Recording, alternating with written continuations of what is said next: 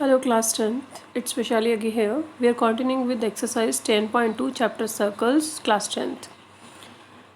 हम 4 questions previous video में कर चुके हैं एंड 5th क्वेश्चन है prove that the perpendicular at the point of contact to the tangent of to a circle passes through the centre. मतलब क्या है कि टेंजेंट का जो पॉइंट ऑफ कांटेक्ट है, पॉइंट ऑफ कांटेक्ट से जो लाइन आ रही है सेंटर से, वो पास हो रही है सेंटर से, यानी रेडियस जो है सेंटर से पास हो रही है। आपको ये प्रूफ करना है, ठीक है। तो हमने कैसे स्टार्ट किया इसको, हमने लेट कर लिया ए बी एक टेंजेंट है, ठीक है। Drawn at the point P on the circle with centre O. Circle को कहाँ टच कर है, कॉन्टैक्ट क्या है, पॉइंट ऑफ कॉन्टैक्ट पी और सेंटर है ओ, यानी ओ पी एक रेडियस है सर्कल की और ए बी क्या है, टेंजेंट है। अब हमें जब ये प्रूफ करना है कि जो ये लाइन है ये सेंटर से पास करी, तो हमने क्या किया, एक अपनी तरफ से एक एजम्पशन कर ली कि सेंटर ये नहीं है, ये वाला सेंटर है ओ डैश, ठीक है। तो कंसीडर किया कंस्ट्रक्शन में कि ओ डैश सेंटर है सर्कल का, ठीक है, और ज्वाइन कर दिया ओ पी को, ओ डैश पी को, ज्वाइन ओ डैश पी, ठीक है।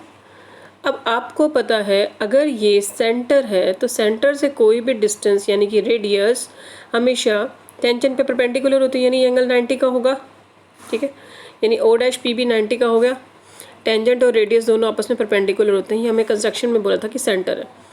और क्वेश्चन में क्या गिवन है, ओ सेंटर है।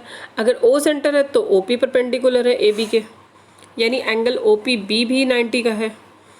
कंस्ट्रक्शन से तो ये 90 का है और गिवन से ये 90 का है, ठीक है। ओ पी बी 90 है गिवन से, तो फ्रॉम फर्स्ट एंड सेकेंड 90 से 90 cancel, O dash P B और ओ पी बी एक ही हो गए, इक्वल हो गए। अगर ये दोनों एंगल इक्वल हैं दैट मीन्स ये दोनों पॉइंट डिफरेंट नहीं है, ये तो एक ही पॉइंट था, हमारी कंस्ट्रक्शन रॉन्ग है भाई, एक ही पॉइंट है ओ, ठीक है। So O dash and O are the same points, this proves point of contact of tangent passes through the centre. Clear. उसके बाद है क्वेश्चन नंबर 6। क्वेश्चन नंबर 6 में क्या गिवन है आपको, the length of the tangent from a point A at a distance 5 cm from the center of the circle is 4 cm।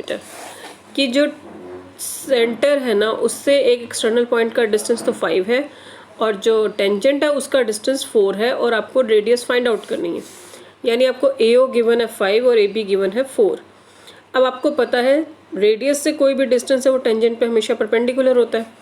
अगर ये perpendicular तो एंगल बी क्या हो जाएगा, 90 डिग्री का। रीज़न लिखोगे आप, एंगल बी 90 डिग्री का है, क्यों, radius is perpendicular to tangent. तो ये ट्रायंगल कैसी होगी, राइट ट्रायंगल, क्योंकि एक एंगल 90 का है इसमें।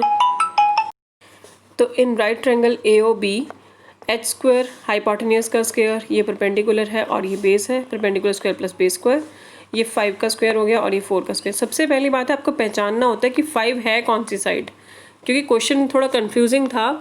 उसने क्वेश्चन में ये बोला था prove that the perpendicular at the point of contact to the tangent of a circle, sorry, length of tangent from the point A at a distance 5 centimetre from the centre.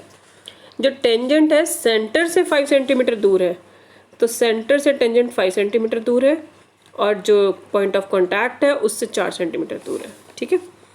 तो यहाँ से solve करके हमारे पास O B जो है radius कितनी आ गई है, 3 सेंटीमीटर। तो ये था आपका क्वेश्चन नंबर 6।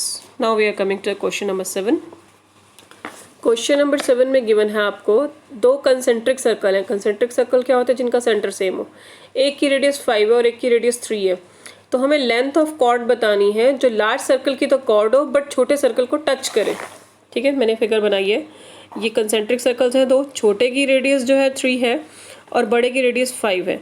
तो ये बड़े सर्कल की जो कॉर्ड है बी सी, ये छोटे सर्कल को ए पे टच कर रही है। अब आपको पता है ये एंगल 90 डिग्री का है, क्यों, सेंटर से कोई भी डिस्टेंस है जो टेंजेंट पे 90 डिग्री होता है।